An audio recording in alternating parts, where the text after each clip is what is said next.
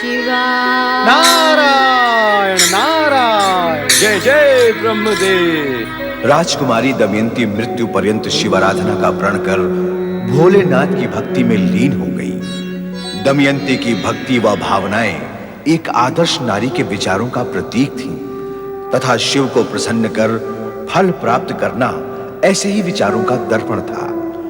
दूसरी ओर ऐसे ही विचारधारा का प्रतीक असुर वृत्रासुर अपने दृढ़ निश्चय पर अडिग ब्रह्मदेव से वरदान प्राप्ति की इच्छा हेतु तन मन से उनकी तपस्या में लीन था।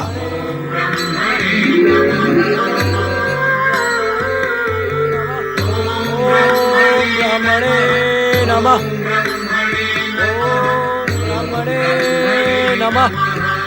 अब एक नया असुर तपस्या कर वरदान प्राप्त करने की तैयारी कर रहा है। सदा की भांति वरदान प्राप्त कर उपद्रव करेगा, जन जन को पीड़ित करेगा और स्वर्ग पर आक्रमण भी करेगा। अब तो इंद्रदेव को सावधान हो जाना चाहिए।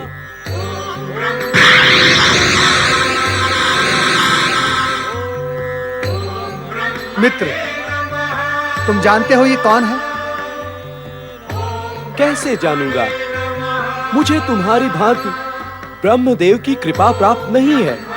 तुम ही बताओ, ये नया असुर कौन है? यह ऋषि त्वष्टा का यज्ञ पुत्र वृत्रासुर है। यह अपने यज्ञ पिता की कामना अवश्य पूर्ण करेगा। तब तो इंद्रदेव को तुरंत सावधान हो जाना चाहिए। मित्र, यदि अवसर सामान्य होता तो वृत्रासुर की तपस्या के विषय में मैं देवराज को अवश्य बता ही देता, परंतु अब मैं अपना पूर्व रूप पाकर मैं सर्वप्रथम भगवान भोलेनाथ और माता पार्वती के दर्शन करना चाहता हूं। मित्र पर्वत, तुम तो देवगुरु बृहस्पति से मिलने स्वर्गलोक जा ही रहे हो। वृत्रासुर के विषय में देवराज को सावधान कर देना। मैं चला कैलाश पर। नारायण नारायण, जय जय ब्रह्मदेव। बताओ देवी, कुछ ही क्षणों में कैलाश पर पहुंचने वाला पहला प्राणी कौन होगा? आप मुझे सूचित करने की अपेक्षा मुझसे प्रश्न क्यों कर रहे हैं स्वामी? ओम नमः शिवाय। नारद, मैं तुमसे ये कदापि नहीं पूछूंगी कि तुम इतने समय तक कहाँ रहे। मैं तो केवल इतना ही जानना चाहती हूँ कि प्रभु की भविष्यवाणी के अनुसार तुमको तो अवश्य ही धर्म पत्नी प्राप्त हुई होगी, तो तुम उसे साथ लेकर क्यों नहीं आए? इतने दिन अनुपस्थित रहकर तुमने तो अपना स्वभाव ही बदल डाला नारद। तुम्हारी वो चंचल हंसी, विनोद शैली, वाक्पटुता सब कहां गए? मुझे ये ज्ञात नहीं था भोलेनाथ कि आपके वरदान की ओट में मेरे लिए अभिशाप भी छिपा हुआ था। क्या मेरे साथ वो विचित्र खेल खेलने में आपका कोई विशेष प्रयोजन था देवेश्वर? वो खेल नहीं था नारद, विधाता का विधान था, जो तुम्हारी इच्छा से उद्भव और प्रकट हुआ था। यदि महर्षि दधीचि को उनकी पत्नी सुवर्चा के साथ तपस्या करते देखकर तुम्हारे मन में पत्नी को पाने की इच्छा न जागती, तो न तुम वानरमुखी बनते और न ही धर्म पत्नी को पाने की इच्छा से कोरे ही रह जाते। स्वामी, नारद वानरमुखी बने और इनका विवाह भी हुआ। ये सब आपने मुझे क्यों नहीं बताया? माता, मेरा विवाह नहीं हुआ। मैं परमपिता ब्रह्मा जी का मानस पुत्र, बाल ब्रह्मचारी। भला विवाह करने का अपकर्म मैं कैसे कर सकता हूँ? तो क्या धर्मपत्नी तुम्हें विवाह के बिना ही प्राप्त हो गई? माता, ये एक अत्यंत करुण कहानी है। भगवान भोलेनाथ जानते भी हैं कि वो अभागी राजकुमारी दमयंती मेरी इच्छा के विरुद्ध मेरे ही मोहजाल में फंस गई, और मैं भी उसी चक्कर में आकर अपने परम मित्र पर्वत के श्राप से ग्रस्त होकर वानरमुखी बन गया। जो कुछ हुआ उसे भूल जाओ नारद।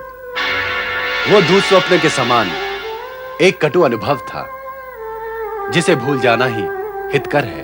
परंतु मैं उस एकनिष्ठ राजकुमारी दमयंती को कभी नहीं भूल सकता भोलेनाथ। मेरे ही कारण वो राज सुख से वंचित होकर एक साधारण सी कुटिया में आपकी आराधना कर रही है भोलेनाथ, उसे इस कष्ट से उबारे, उसे इस कष्ट से उबारे भोलेनाथ। आराधना कभी कष्टकारक नहीं होती नारद। भक्त होते हुए भी क्या तुम इस शाश्वत सत्य से अनभिज्ञ हो? उस महान नारी को उसकी आराधना का प्रतिफल हम अवश्य देंगे। देवी, एक नारी की व्यथा तुम ही समझ सकती हो। उसके उद्धार का उत्तरदायित्व हम तुम्हें सौंपते हैं। हे मां शक्ति, इस समय स्वर्ग पर संकट की अशुभ छायाएं मंडरा रही हैं। जिस त्वष्टा ऋषि ने स्वर्ग में शक्ति पूजा की परंपरा आरंभ की, उसी की सिद्धि भयानक प्रतिशोध का रूप धारण करके स्वर्गलोक और देवताओं को संकट में ढकेलने की तैयारी में है। प्रणाम गुरु बृहस्पति। गुरुदेव, अब तक तो आपने अपनी दिव्य दृष्टि से यह देख ही लिया होगा कि त्वष्टा ऋषि का यज्ञ पुत्र वृत्रासुर ब्रह्मदेव को प्रसन्न करने के लिए पर्वत शिखर पर कठोर तपस्या कर रहा है। पर्वत, तुम इतने समय से कहां थे तुम?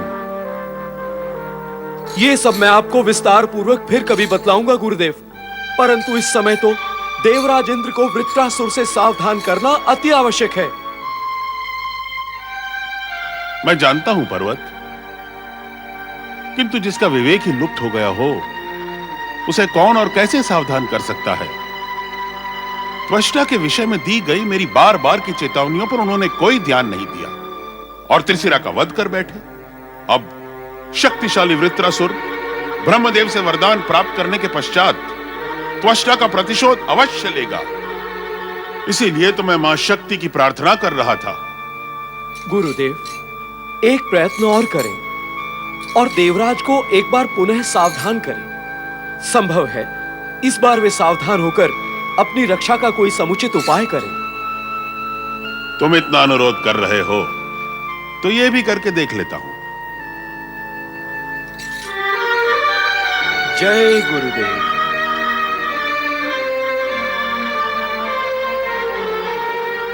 हे मां शक्ति, देवराज इंद्र को सद्बुद्धि दो। देवराज, देवराज, देवराज, देवराज इंद्र, कुछ उपाय करे देवराज। त्वष्टा के यज्ञ से उत्पन्न वृत्रासुर घोर तपस्या कर रहा है। वो ब्रह्मदेव को प्रसन्न करके वरदान अवश्य प्राप्त कर लेगा। आप शीघ्र ब्रह्मलोक जाकर ब्रह्मदेव को वरदान देने से रोके देवराज, अन्यथा अनर्थ हो जाएगा। हाँ स्वामी, आप तुरंत ब्रह्मलोक जाएं। देवराज, अनुरोध करने पर भी आप ब्रह्मदेव को वरदान देने से रोक नहीं सकेंगे, क्योंकि जो कठोर तपस्या करता है वो ब्रह्मदेव से वरदान अवश्य पाता है। और ये तो आपने देख ही लिया है। इसीलिए वृत्रासुर के आक्रमण से स्वर्ग को बचाने के लिए अन्य कोई उपाय करना होगा। क्या है वो उपाय? कृपा कर आप ही बताएं गुरुवर। इस समय स्वर्गलोक और देवताओं को संकट से बचाने का एकमात्र उपाय है क्षमा याचना। क्या? कैसी क्षमा याचना? कौन किससे करेगा क्षमा याचना? आप करेंगे ऋषि त्वष्टा से। उनसे सच्चे हृदय से क्षमा मांगकर उनके भीतर धधकती प्रतिशोध की अग्नि को शांत करें। कदापि नहीं। इंद्र क्षमा मांगे उस त्वष्टा से? स्वर्गाधिपति इंद्र, स्वर्गाधिपति इंद्र एक साधारण साधु से क्षमा मांगे?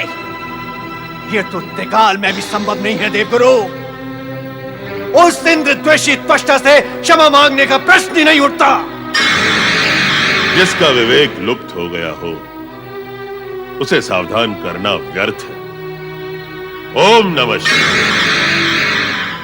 देवी शची, देखा तुमने देवगुरु को? अब वे हमारे शुभ चिंतक नहीं रहे, अब वे त्वष्टा के प्रशंसक हो गए हैं। आप देवगुरु से किसी भी प्रकार की आशा रखना व्यर्थ है। आप भी चिल्लाते हुए यहां चले आए, स्वयं कोई उपाय नहीं कर सके। उस दुष्ट वृत्रासुर की तपस्या को भंग करने के लिए आप अपनी अपनी दिव्य शक्तियों का उपयोग कर सकते थे। जाओ जाओ और उसे अपनी दिव्य शक्तियों के प्रहार से नष्ट कर दो। ध्यान रहे, आज से हमारा एकमात्र उद्देश्य है त्वष्टा की हर सिद्धि को नष्ट करना। जैसी आपकी आज्ञा देवराज। ओम ब्रह्मणे नमः। ओम ब्रह्मणे नमः। ओम ब्रह्मणे नमः। ओम ब्रह्मणे नमः। ओम ब्रह्मणे नमः। ओम ब्रह्मणे नमः। ओम ब्रह्मणे नमः। ओम ब्रह्मणे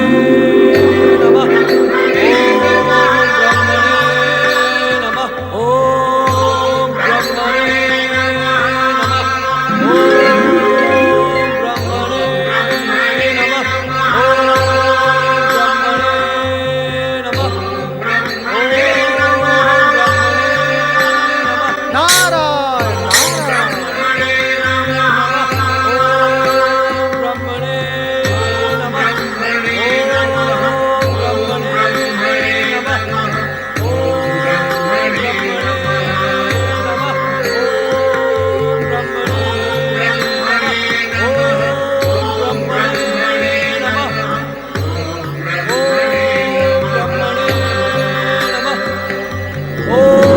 ब्रह्मणे नमः।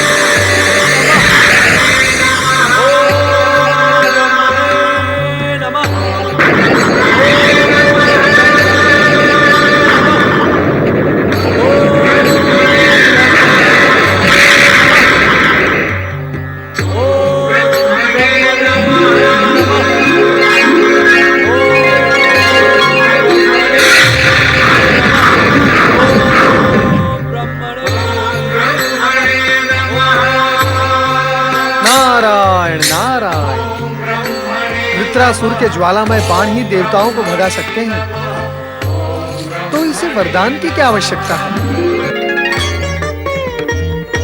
देवी सरस्वती,